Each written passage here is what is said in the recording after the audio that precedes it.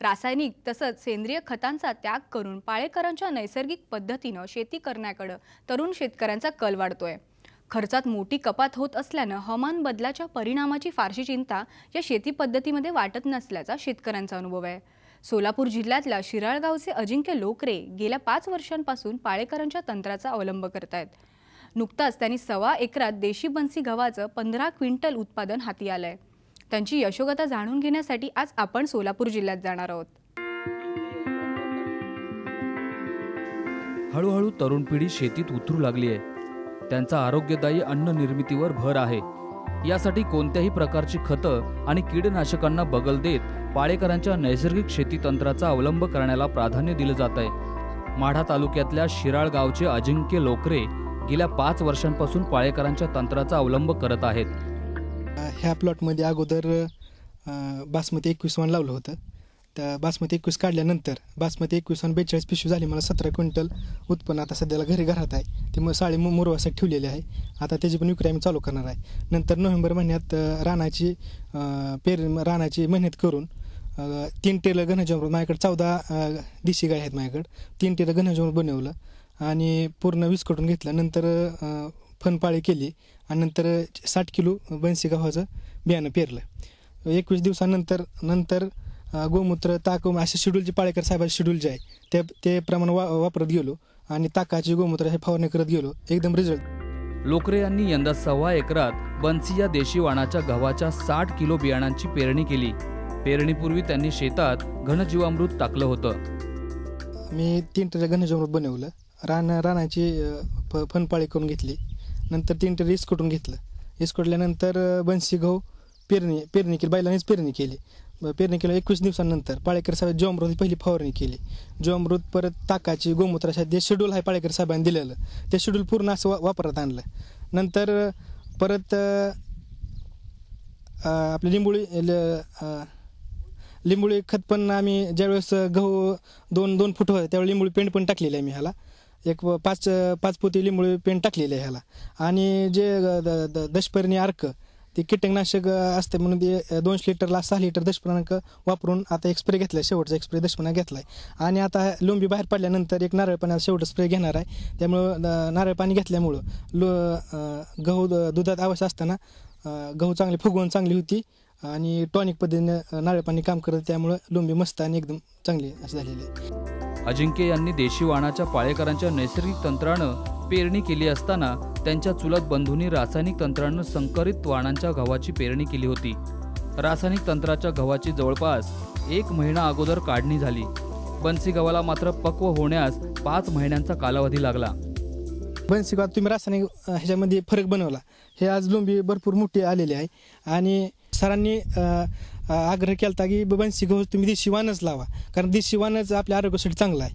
म्हणून आम्ही बन्सी गव्हाची पेरणी करून माझ्या 8 दिवसात शेड्यूल गोमूत्र जीवामृत फवारणी तांब्या रोगाचा काय आम्हाला म्हणजे असं आलाच नाही रोग म्हणून देशी वाणावर रोग येणारच नाही, कारण आपण देताना खाडून जीवामृत देतोय। 15-20 दिवसाला मी जीवामृत देतोय आणि त्यामुळे त्या पिकात अशी रोगप्रतिकारक शक्ती वाढते। त्यामुळे हे तांब्या रोग कुठल्याच आम्हाला त्रास झाला नाही। पाळेकरांच्या तंत्रानुसार लोकरे यांच्या गव्हाला दर पाण्यातून जीवामृताचे डोस दिले।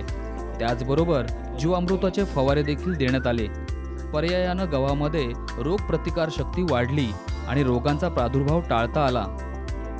आता गव्हाची उंची कमीत कमी 4-4.5 फूट उंची आलेली आहे आणि बन्सी गहू आधी आम्ही रासायनिक करत होते, पण एवढा खत टाकून सुद्धा एवढी उंची वाटत नव्हती, कारण ते हायब्रिड होतं। हे देशी वाण आहे। देशी वाण आपण सगळं सरांच्या शेड्यूलप्रमाणे वापरलं। देशी वाण खरंच 1 नंबर चांगला आहे आणि त्याची वाढ ही सगळे गोमूत्र जीवामृत फवारण्यानं एकदम रिझल्ट बाहेर येते। त्यामुळे आता कमीत कमी 1.5 एकरात 25 क्विंटलचं उत्पन्न निघाला असा अंदाज आहे। अजिंक्य लोकरेंच्या बंधूंच्या रासायनिक तंत्राच्या गव्हाला जवळपास संपूर्ण हंगामात 15,000 रुपयांचा खर्च आला, तर अजिंक्य यांच्या बन्सी गव्हाच्या व्यवस्थापनाला 10 ते 11,000 रुपये खर्च आलाय। रासायनिक तंत्रानं मात्र 1.25 एकरात 10 क्विंटल गहू उत्पादन मिळालं असताना बन्सी गव्हाचं मात्र 1.25 एकरात 15 क्विंटल गहू उत्पादन मिळालंय। कमी खर्चात देशी वाणाचं उत्पादन वाढण्यास पाळेकरांचं तंत्र यशस्वी ठरल्याचा अजिंक्य आणि त्यांच्या बंधूंचा अनुभव आहे। सध्या मी एमफिल करत आहे, तर आमच्या भावाने इथं 0 बजेट शेती केलेली, त्यांनी पण एक गव्हाचा फड केलेला, आम्ही रासायनिक फड केलेला गव्हाचा। तर शेजारी असल्यामुळे आम्हाला थोडं जाणवून येते की रासायनिक आणि झिरो बजेट सेंद्रिय शेती तर थोडा फरक दाखवते. आता आम्ही बी असा विचार करतो की भविष्यात सेंद्रिय शेती झिरो बजेट करावी. झिरो बजेट शेती करण्याचा आमचा असा भविष्यात अंदाज आहे असा आमचा. नुकतंच देशी वाणाच्या गव्हाची देखील काढणी पूर्ण झाली आहे. त्यांना मिळालेलं 1.25 एकरातलं 15 क्विंटल गव्हाचं उत्पादन अनेकांना नैसर्गिक शेतीबद्दल गांभीर्यानं विचार करण्यास चालना देत आहे. अजिंक्य यांना मिळालेल्या 15 क्विंटल गव्हाची 50 रुपये किलोच्या दरानं मागणी आहे. यापासून त्यांना जवळपास 70 ते 75 हजाराचं उत्पन्न मिळणार आहे, तर 60 हजारांचा नफा मिळणार आहे. दोन्ही प्लॉटमध्ये आपल्याला बघितल्यानंतर लक्षात येते. आता झिरो बजेटचा एक प्लॉट बघितला अजिंक्यचा आणि त्यांच्या भावाचाही प्लॉट इथं रासायनिकचा एक आहे, त्याच्या शेजारीच अगदी बांधजमध्ये आहे. महत्त्वाचा मुद्दा आहे की दोघाची लागणी एका दिवशीची आहे आणि दोघांनी तीच पाणी वापरतात, रान एकच आहे. मुद्दा एवढाच आहे की ह्यांनी रासायनिक केलं 1 महिना अगोदर काढायला आला आहे. आज कापणी चालू आहे, 1 महिना लागणार आहे अजिंक्यच्याला यायला. झिरो बजेटचा जो आहे त्याला 1 महिना काढायला लागेल. लोंबीत एवढा फरक आहे, ह्यांची लोंबी 2 ते 3 इंचाची आहे, ती लोंबी 5 ते 6 इंचाची आहे. आपण जर फरक आज बघितला दोन्हीतला तर तुमच्या लक्षात येईल की डबल ते 2.5 पटीचा फरक आपल्याला उत्पादनात मिळेल. आणि त्या पद्धतीनं ह्या शेतकऱ्यांनी पण आता झिरो बजेट करायचा निर्णय घेतलेला आहे. आमच्या समोरच त्यांनी मान्य केलं आहे रासायनिकवाल्यांनी, खरंच मला सुद्धा झिरो बजेट करायचं आहे. अजिंक्य हे युवा शेतकरी 5 वर्षांपासून आपली 15 ते 18 एकर शेती नैसर्गिक तंत्रानं कसतायत. त्यांच्याकडे 10 ते 15 देशी गायी देखील आहेत.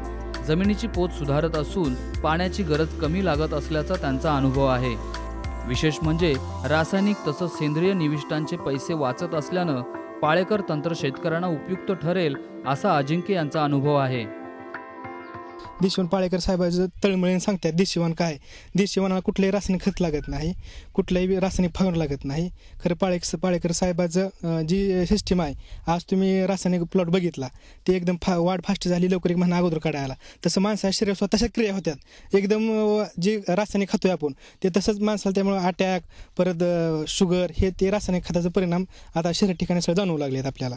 आणि म्हणून पाळेकर पहिल्यांदा मला असं बोलायचं आहे, पद्मश्री पुरस्कार मी आमच्या पाळेकर साहेब मिळाल्याबद्दल त्यांचं अभिनंदन करतो. आणि त्यांना पुरस्कार मिळाल्यामुळे आमच्या झिरो बजेट सगळ्या लोकांना इतकं जोमाने काम करावं लागेल आणि प्रत्यक्षात लोकांना शेतकऱ्याला आणून प्लॉट दाखवणं आणि प्रत्येकाने शेतकऱ्यांनी एक पाळेकर साहेब शिबिर केलं पाहिजे. शिबिर केलं की परफेक्ट झिरो बजेट शेतकरी होतंय.